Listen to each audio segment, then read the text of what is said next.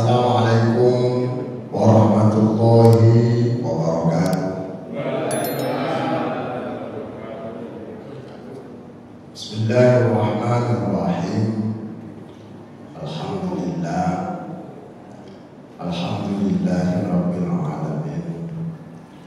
Wa bihi nasta'inu ala umuri dunya waddin. Wassalatu wassalamu ala asyrafil anbiya wal mursalin. Sayyidina Muhammad wa ala alihi wa sahbihi ajma'in. Qala rabbi shrah li sadri wa yassir li amri wahlul 'uqdatam min lisani yafqahu qawli. Qala subhanaka la ilma lana illa ma 'allamtana innaka antal alimul hakim.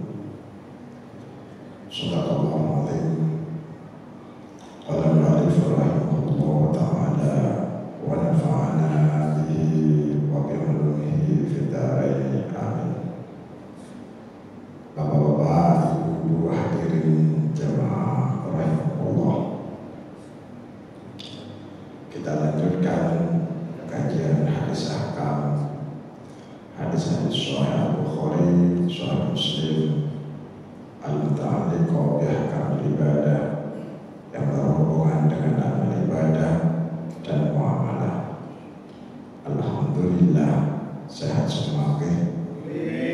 Alhamdulillah. Kita lanjutkan.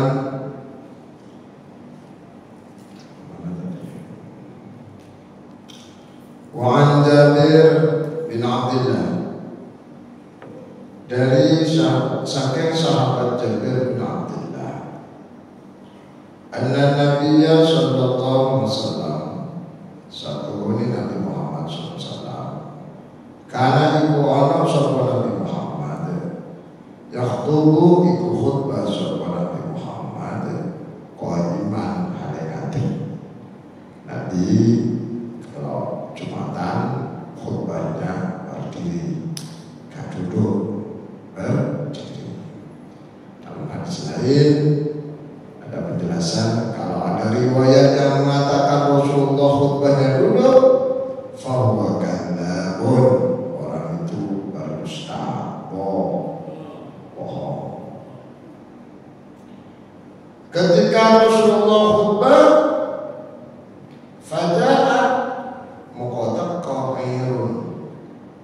Qairun itu rombongan onta datang dari Syam Suriah, membawa barang-barang dagangan, barang-barang impor teko kabeh, barang-barang murah. Karena datang barang-barang murah, Pak, fatalan nasu ilaiha. Wong yang sedang mendengarkan khutbah doyan, Pak, rebutan barang itu. Mumpung ada barang ditinggal, Pak, ditinggal. Waktu itu belum ada larangan, belum ada larangan untuk berjualan, belum ada aturannya, Pak. Kemudian setelah itu nanti turun surat Al-Jum'ah ayat 9. Wa idza nudiya bis-sholati yaumil jum'ati fas'au ila dzikrillahi wa dzarul bay'. Ketika dipanggil untuk sholat di hari Jumat, fas'au, segera ila dzikrillahi, untuk ingat Allah berupa sholat Jumat. Wa dzarul, lan ninggal sapa kabeh al-bai'a ing dagangan, suruh tinggal dagangan. Ayat itu bukan justru Jumatnya ditinggalkan untuk dagangan kewali, tapi ada hikmahnya. Famfatalan nasu ilaiha, orang-orang buyar kabeh hatta lam yabqa illa 12 rajulan, sampai di masjid itu dari ratusan orang tersisa 12. Illa 12 ani rolas tersisa di masjid 12 orang. Inilah yang dijadikan dasar hukum oleh Imam Hanafi. Tentunya beberapa imam yang lain, kalau Jumatan sekiranya tidak memungkinkan untuk 40, ya kurang dari 40, tak apa, kata Malaysia, tak apa, tidak dimasalahkan. Yang penting 12 lagi, 12 ketimbang enggak Jumatan. Ini dari hukumnya, Pak. Sahih Bukhari nomor 936, Sahih Muslim nomor 863. Tapi untuk mazhab Syafi'i tetap 40. Rata-rata di Indonesia itu Pak 40. Biasanya kurang 40, wong biasa memilih sholat zuhur. Padahal ada imam mazhab yang memperbolehkan kurang dari 40, yaitu 12.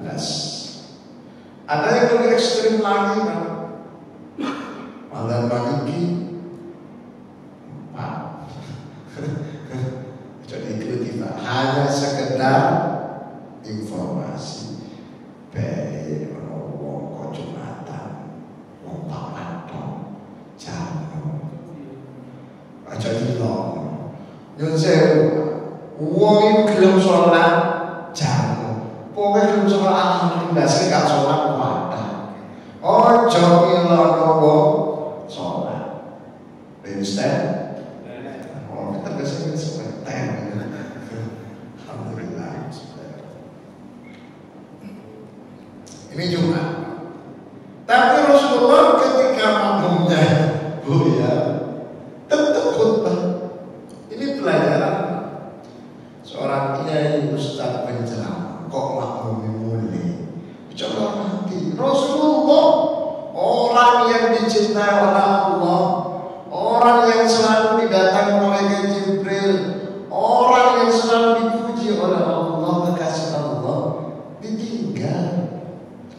Normalnya apa aja ya dia?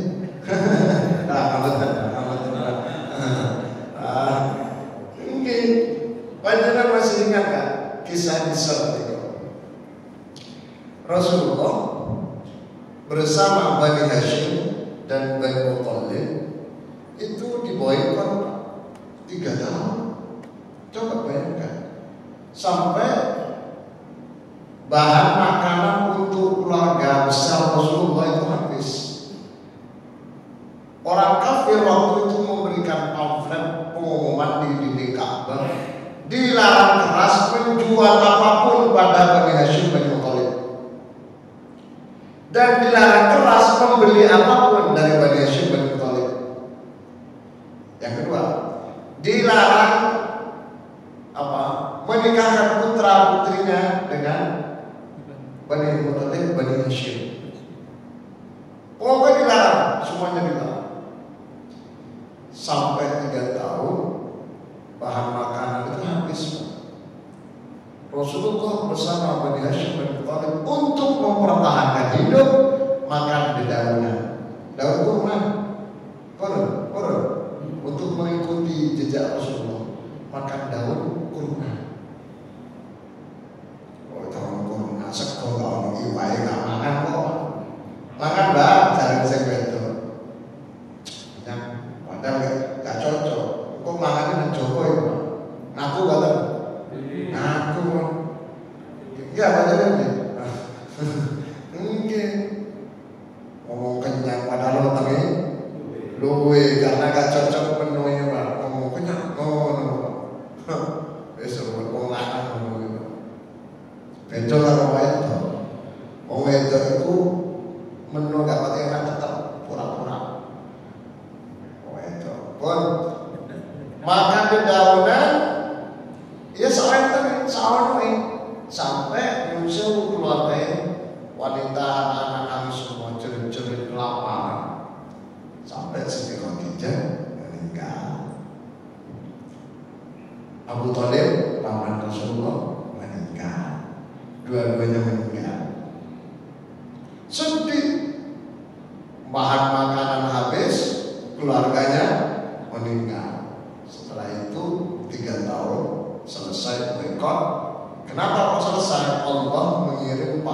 semut, rayap. Kulitnya unta yang dibuat nulis pengumuman pamflet di Ka'bah itu habis dimakan rayap. Padahal tidak ada sejarahnya pengumuman yang ditempel di dinding Ka'bah itu ada rayap. Gak ada. Cuma itu kok iso hilang dimakan rayap. Iya, karena selesai habis pengumumannya bebas Rasulullah ikut. Cuma Rasulullah tetap sedih. Ini gimana orang diajak kebaikan kok gak ada yang mau. Rasulullah ngadu nasib sembunyi-sembunyi keluar dari Mekah ke arah timur ke Thaif. Selama bersama pembantunya Pak, namanya Zaid bin Harithah, berdua arah ke Thaif. Malam-malam sampai di Thaif dakwah ajak Islam selama 30 hari sebulan. Ternyata apa? Rasulullah dakwah sana diusir, dakwah sana dilempari. Yang namanya kepalanya Zaid bin Harithah itu coba darah semua. Rasulullah banyak lukanya. Sampai kakinya Rasulullah itu berdarah. Malaikat Jibril turun, gak terima. Kata malaikat Jibril, Muhammad, kalau sampai darah yang ada di kakimu itu netes ke tanah, aku habisin semua penduduk Thaif, aku ratakan. Rasulullah Pak khawatir darahnya netes Pak, disempet ini Pak. Biar gak netes. Sebab kalau netes apa Pak? Habis penduduk Thaif. Coba aja dengan Pak, malaikat Jibril. Kalau sampai darah yang dia kakimu itu netes ke bawah, nyentuh ke tanah, aku habisin musuh-musuh. Paling semuanya malaikat ini. Tambahin ditetes-tetes novel, TFAP, kita Rasulullah betul. Karena Rasulullah berharap orang Thaif sekala kemudian menjadi Muslim atau turunannya atau anak putunya. Kata-kata betul. Beberapa tahun kemudian sampai sekarang 100% penduduk Thaif Muslim. Dan apa buah-buahan yang paling bagus, paling enak jenengan kalau pulang dari Mekah, baik haji umroh itu buah-buahan dari Thaif. Oh, 30 hari Rasulullah gak ada yang mau. Situ aja gak hidup. Mari nonton. Subhanallah, Rasulullah mau balik ke Mekah. Kan datang ke Thaif untuk dakwah Islamiyah, barangkali ada yang ikut. Ternyata cuma dapat lemparan batu. Nah, Rasulullah, apalagi kita mau dirasanya Rasulullah. Rasulullah dilempar. Pulanglah Rasulullah bersama Zaid bin Harithah sampai di perbatasan Thaif. Rasulullah kecapean, haus, bersembet di pohon kurma. Tidak ada pemilik kurmanya itu ada di situ. Rasulullah gak sadar pada sebelah sana. Pemilik kurma itu namanya Utbah. Ada yang membacanya Atbah. Nah, pemilik kurma ini kan bosnya apa juragan, punya pekerjaan. Salah satu pekerjaannya atau kulinya itu dari Irak. Namanya kalau nggak salah Daus apa? Daus ya, dari Irak. Kemudian Utbah mengatakan, bos, tanda Tuhan, coba itu orang kecapean itu, musafir orang, coba kasihkan kurma biar apa sama air biar dimakan, kasihan dia, ini orang baik, ini sama dengan apa jadi orang baik, kasihan Ustaz, terima tak ajak makan, oh misalnya, gimana? Akhirnya apa? Ketika Rasulullah disuguhi kurma, tangannya Rasulullah ambil biji kurma, seraya mengucapkan Bismillahirrahmanirrahim. Bismillah, kok akhir itu? Kulinya Utbah itu, kok Bismillah? Kok sama dengan apa yang saya baca dalam cerita-cerita dalam kitab Injil dan Taurat. Nah, kok bismillah? Orang Arab gak pernah baca bismillah. Tanya, faman anta ya habibi, ya sayyidi, Tuhan, kamu siapa? Diceritakan. Rasulullah sebelum menjawab tanya, faman anta, kamu siapa? Tanya ke saya. Diceritakan saya ini orang kaya, ada di Irak. Kemudian kekayaan saya keluarganya ditinggal karena saya mendengar cerita bahwa di era-era ini akan muncul seorang nabi penyelamat dari golongan orang Arab. Itu penjelasan kitab Taurat dan Injil. Aku pengen ketemu orang itu. Nah itu kok adanya Bismillah itu. Jadi kan saya itu orang yang menyelamatkan Nabi, langsung dipeluk Rasulullah oleh kulina siapa? Dan masuk Islam, termasuk juragannya ikut Islam. Selesai itu Rasul pulang. Ketika nyampe perbatasan Mekah, Rasulullah gak berani masuk karena sudah kadang keluar dari Mekah 1 bulan 30 hari. Maka Rasulullah sewa gaet orang jago yang disegani. Namanya, ini belum masuk Islam, namanya Mut'im bin Adi. Kenal Mut'im bin Adi itu orang Quraisy, orang kafir, orang musyrik yang menjadi yang jual jasa, menjadi gaib. Kata Rasulullah, tolong Tuan Mut'im bantu saya masukkan ke Mekah lagi, antarkan ke rumah dalam keadaan aman, nanti saya bayar. Nah, ini juga menjadi dasar hukum ulama fikih bahwa kita itu sewa orang beda agama itu boleh, alias misalnya transaksi dengan orang beda agama boleh, walaupun nanti Mut'im bin Adi ini masuk Islam. Diantar Pak Rasulullah minta perlindungan. Sampai di Mekah masuk rumahnya Rasulullah, kemudian istilahnya ibadah di sekitar Ka'bah. Belum selesai capeknya Jibril datang. Singkat ceritanya kalau bahasa sekarang, Muhammad ikut nanti jalan-jalan. Nah, kira-kira begitu. Padahal capeknya belum selesai, sakitnya belum selesai, diajak jalan dan kemudian dikenal dengan istilah Isra. Cuma saya gak mau cerita Isra Mi'raj, mau cerita asal-asal kenapa terjadi Isra Mi'raj.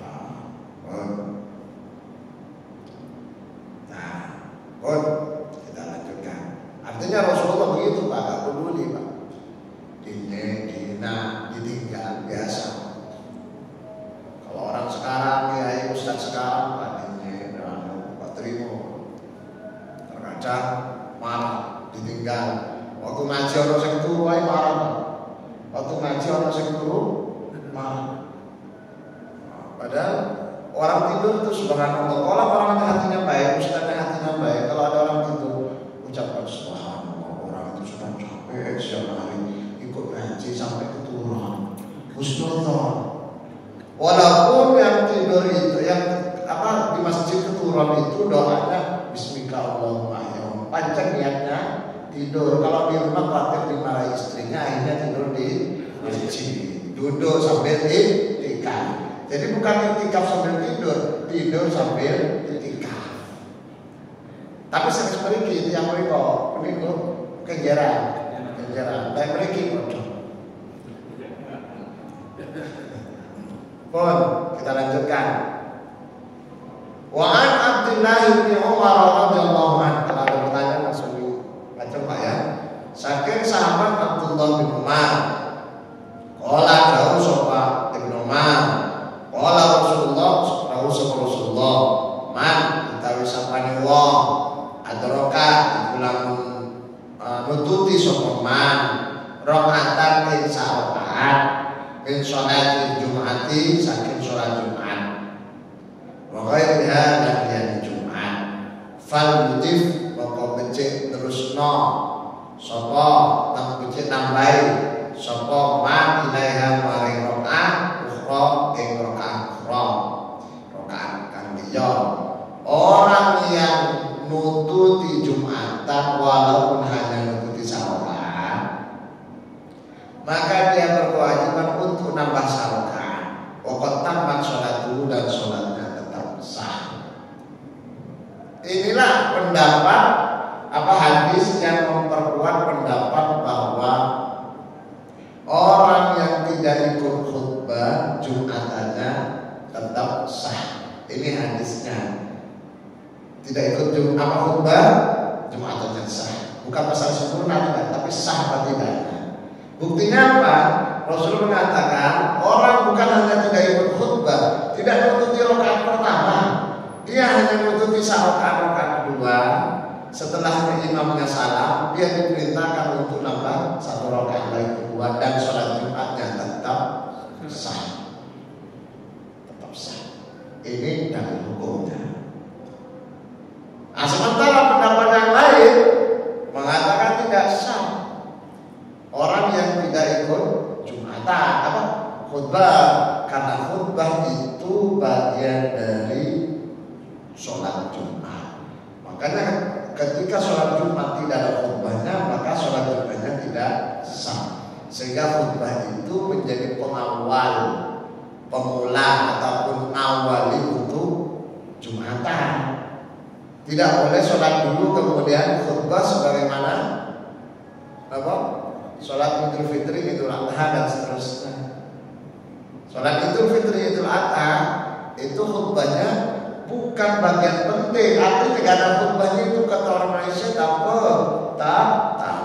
Khutbah itu bagian dari motivasi kalau Idul Fitri, Idul Adha. Tetapi kalau Jumatan itu bagian yang tidak bisa terpisahkan dari sholat Jumat. Bagaimana kalau orang itu nututi gak sholat, hanya nututi tahiyat akhir. Jadi dia terlambat. Rakaat pertama selesai, rakaat kedua baru masuk ke masjid, masih ambil wudu di masjid. Mari wudu sudah rukuk, masuk masjid sudah tidak takbir, nututi tidak. Maka dia tidak dianggap nututi salat, sehingga nanti setelah imamnya selesai dia wajib nambah 4 rakaat, bukan 2. Kenapa? Karena tidak memenuhi syarat minimal ikut Jumatan, yaitu 1 rakaat. Kalau nutut tahiyat enggak dianggap, walaupun niatnya Jumatan, tetap niatnya pakai niat usolli fardhul Jum'ati, niatnya rakaataini ma'muman lillahi Allahu Akbar, selesai 4 rakaat. Itu kalau dalam Allah itu semacam tebak-tebakan di dalam fikih. Sholla bila nawa bila sholat. Ada dia niat sholat Jumat tapi gak sholat Jumat. Dia sholat zuhur tapi gak niat zuhur. Dia usollinya Jumatan tapi bukan 2 tapi 4. Dia sholat zuhur 4 tapi gak pakai niat. Itu kasusnya orang menututi Jumatan ketika mau menjelang akhir rakaat, alias tahiyat atau witir dan seterusnya. Oke, silakan. Kalau Jumatan itu terus kemudian kita keluar kota, boleh nggak menjamak asarnya? Pada saat saya Jumatan. Oke, kata mau ya. Oke. Terima kasih. Innal Jum'ata kadzuhri, sesungguhnya Jumat itu seperti zuhur, fi jawazil jam'i, bi jam'i taqdim. Sesungguhnya Jumatan itu sama halnya dengan zuhur dalam hal bolehnya dijamak taqdim. La jam'at takhir, bukan jamak takhir, jamak taqdim. Selesai sholat Jumatan tapi usollinya usolli fardhul Jum'ati raka'ataini jam'at taqdimin majmu'an bil asri ma'muman lillahi ta'ala. Imam berbiasa setelah salam kalau sawiritan langsung sholat asar. Sholat asar kan berarti kosor, nanti kosor 2 rakaat. boleh. Tak jamak takhir. Kalau jamak takhir tak boleh. Gak boleh, Pak. Pertanyaannya, kenapa Jumatan di jamak takhir dengan asar gak boleh?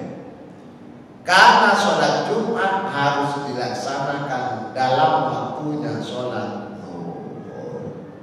Syarat sampai sholat Jumat harus di masa-masa waktunya sholat zuhur. Ketika ada kasus, Pak, ada masjid ngenteni makmum gak teko-teko, jam 2, jam 14 itu makmumnya baru 35, gak sampai 40, dinteni wis kiroan asar turun 40 baru 38, sampai ada asar baru 40 sudah asar. Maka Jumatan yang buyar, semuanya dosa, Pak. Dan tidak ada foto Jumat, nggak ada. Kalau mau mengganti nanti harus zuhur, harus diganti zuhur. Dia setelah masuk asar wajib sholat asar berjamaah, setelah itu qadha zuhur. Kenapa zuhur? Karena tadinya tidak melakukan Jumatan, maka qadhanya zuhur. Sebab Jumatan nggak bisa diqadhai. Wal Jum'atu fi maqami dhuhri. Jumat itu kedudukannya sama dengan sholat zuhur. Maka jadi diperbolehkan asalkan niat, satu niat ketika musollinya Jumatan, yang kedua setelah salam nggak usah wiritan, Pak. Apalagi namanya tulil firdausi. Maka kesuwen dari malaikat kasih batal, jamaknya batal. Kenapa? Tidak boleh ada pemisah yang terlalu lama antara sholat pertama dengan sholat kedua di dalam kasus sholat jamaah. Kalau ada pemisahnya, maka jamaknya batal, sehingga asarnya nanti harus dilakukan di waktunya asar. Betul ya? Ada lagi? Ada, silakan. Dilakukan berapa rakaat? Napa nih? Dilakukan asar jamaah. Asar. Kalau Jumatnya tetap 2 rakaat, tidak boleh dikosor. Tetap 2 rakaat. Kalau Jumat dikosor di situ, tetap 2. Asarnya kosor. 4 menjadi 2. 4 menjadi 2. Misalnya aku nggak kosor, aku 4 air, tetap nggak kosor, tak masalah. Cuma kalau ditanya afdal mana antara kosor dengan tidak kosor, afdal kosor. Dalilnya saya bacakan. Rasulullah SAW mengatakan, khairu ummati, utawi sahabat umatku, sebaik-baik umatku, idza asahu istaghfaru. Lek mari nglakoni dosa segera istighfar. Orang lakukan dosa Astagfirullahaladzim. Yang baik itu astagfirullahaladzim. Usah dipotong astagfirullah boleh, tak apa-apa. Tapi yang sempurna itu astagfirullahaladzim. Lanjut tak apa-apa. Kawan saya mengatakan, udah yang paling afdal astagfirullah. Ngeten. Hadisnya ngeten, Pak. Karena Nabi SAW, Rasulullah, idza faraghna shalah, ketika selesai sholat, hadisnya istaghfarullah, moko istighfar sapa Nabi Allah insyaallah, moko jaluk sepuro sapa Nabi insyaallah talatan kalawan ping 3. Jadi hadisnya begitu, bunyi hadisnya istaghfarullah, Nabi jaluk sepuro ping 3 mari Gusti Allah. Nah, orang yang nggak bisa bahasa Arab, nggak bisa nahwu sharaf, dibaca astaghfirullah ping 3. Salah, bukan salah tapi nggak tepat. Tulisannya sama astaghfirullah dengan istaghfarullah. Tapi maksudnya hadis itu Rasulullah beristighfar. Karena Rasulullah beristighfar, maka redaksinya istighfar itu bebas. Sing penting kandungannya adalah jaluk sepuro. Boleh astaghfirullah, boleh astaghfirullahaladzim, boleh astaghfirullahaladzim alladzi la ilaha illa huwal hayyul qayyum wa atubu ilaih. Boleh apa? Boleh istighfarkan Nabi Adam, Rabbana zalamna anfusana wa illam taghfir lana wa tarhamna lanakunanna minal khasirin. Boleh menggunakan tasbihnya Nabi Yunus, la ilaha illa anta subhanaka inni kuntu minadh dhalimin. Standarnya astaghfirullahaladzim, astaghfirullahaladzim. Itu hil azim. Astaghfirullahaladzim salah. Astaghfirullah ha fathah ha. Astaghfirullahaladzim. Lek ketahuan niku mau mboten apa. Astaghfirullah tak apa. Tapi jangan merasa bahwa astaghfirullah itu ada satunya. Astaghfirullah itu istighfar paling pendek, coba dipendekkan lagi. Astor itu pakanan Pak. Itu istighfar. Jadi jawaban matang nggih. Asalnya boleh 4, boleh 2. Baik, mana ini saya lanjutkan. Kalau berbuat salah suruh istighfar. Wa idza safaru, kalau dia musafir, qasaru, maka orang itu qasar. Ini dalilnya Pak, bahwa ternyata qasar itu luwih apik ketimbang gak qasar. Jamak iku luwih apik ketimbang gak jamak. Tapi wong lek gak kuliru qasar, Pak, wis jamak tok, gak mantep. Biasa zuhur 4 rakaat kok 2 rakaat, gak mantep. Ada Pak, ada. Jadi kan mantep buatan gak biasa 4 kok 2. Mantap, harus mantap Pak. Apa itu membolehkan dalam hadis? Itu harus mantap. Mantap gak mantap tetap harus mantap. Ada seorang kiai Pak, rombongan satu mobil dengan pulau di tol di rest area, sholat jemaah takhir. Masih ingat Pak? Saya imam. Mau gini, aku tak imam. Aku gak milok apa? Aku jamaah apa? Gak kosong. Lah kosong, gak mantep. Gak mantep dari Pak. Ya Bapak. Ya padahal ngerti alim Pak. Cuma gak mantep. Ya gak bisa dipaksa Pak. Ketimbang kamu Pak. Masalah keyakinan itu gak bisa dipaksa. Saya itu keyakinan itu jangan dipaksa. Contoh saya Pak, dia ngaji nih, cok ngamu panjenengan, dia ngaji nih Pak. Lah ngamu mari ngaji ayo, tak onah atau panggil. Saya dia cok ngamu. Kita Pak. Masalah assalamualaikum warahmatullahi wabarakatuh. Kan ada orang yang mau salaman. Adanya enggak? Semua ulama sepakat bahwa salaman itu boleh. Mereka berbeda pendapat apakah salamannya itu sunnah atau tidak sunnah. Kalau bolehnya sepakat semua. Artinya yang berbeda itu apakah salaman itu oleh ganjaran berarti sunnah atau gak oleh ganjaran berarti gak sunnah. Itu Pak. Tapi ada orang Pak, walaupun dalilnya sudah dikeluarkan, di sana kekil tak mengkerap ya. Kita itu jangan begitu Pak. Kalau kita ngerti sebelah gak belum salaman, ojo disalamin. Tapi kita kalau gak mau salaman, ada orang ngulurkan tangannya, jangan terima. Ada orang salaman itu gini Tuhan. Salaman itu gini, kalau dalam lisan katakan Rasulullah, ini loh Pak. Tahu sakit, dengan sakit coba tes. Ini loh Pak. Sakit betul? Sakit. Ini, anda sepraktek benar. Ini loh, itu sunnah. Man syafa'a akhahu al-muslim wa harraka yadahu tanatharu anhu dhunubuhu. Kata Rasulullah, Sahih Muslim Pak. Orang yang berjabat tangan, tangannya digerakkan, maka dosa-dosanya berguguran. Macam ini Pak. Salah apa? Ini Pak kita mesti koyo wong gak mangan. Ini loh salah. Oke. Tahu enggak usah ditambahin. Enggak usah cukup ini tok. Itu yang sunnah. Macam di raya kampus, kalau ini dosen Pak. Di kampus itu macam-macam, oleh salaman, terkadang tangan ini, sama bokongnya juga. Ini Pak. Ada jelas. Ada lagi pertanyaan. Jadi masalah keyakinan jangan dipaksa, gak iso. Lah dipaksa itu mesti nggak cocok, mesti mangkal. Hah? Kenapa? Tukaran. Saya suruh. Ente masih sebelah mereka.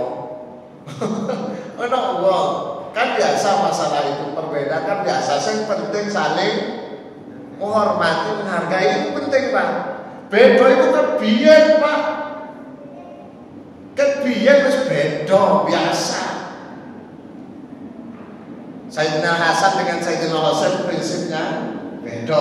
Sayyidina Hasan itu politikus. Sayyidina Husain gak mau, Pak, sampai keluar dari Madinah, lari ke Mekah, pengen gak ikut politik. Beda. Gak apa-apa, saling menghormati. Anak masjid mereka. Nak orang mati. Keluarga yang minta ditahlilin di masjid.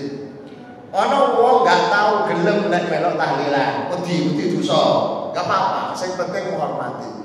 Satu saat wong iku sing gak tahu melok tahlil sing wedi dosa, kejebak di tengah-tengah. Ngerti Pak kejebak, Pak?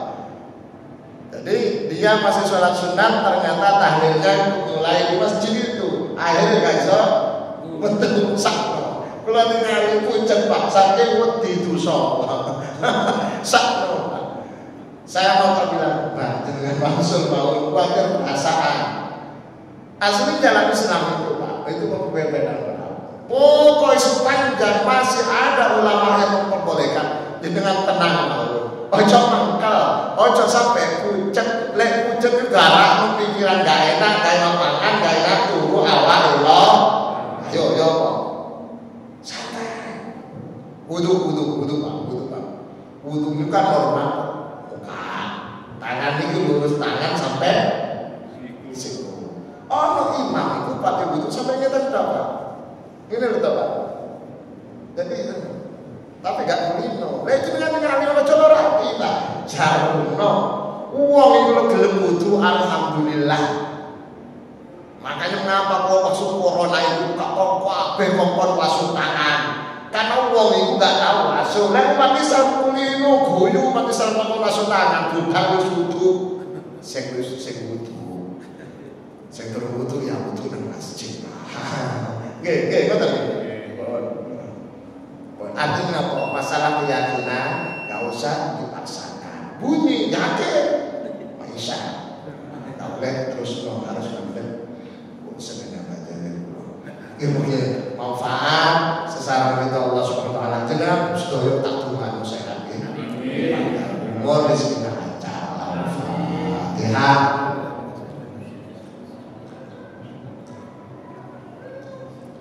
Diakhiri dengan pembacaan surat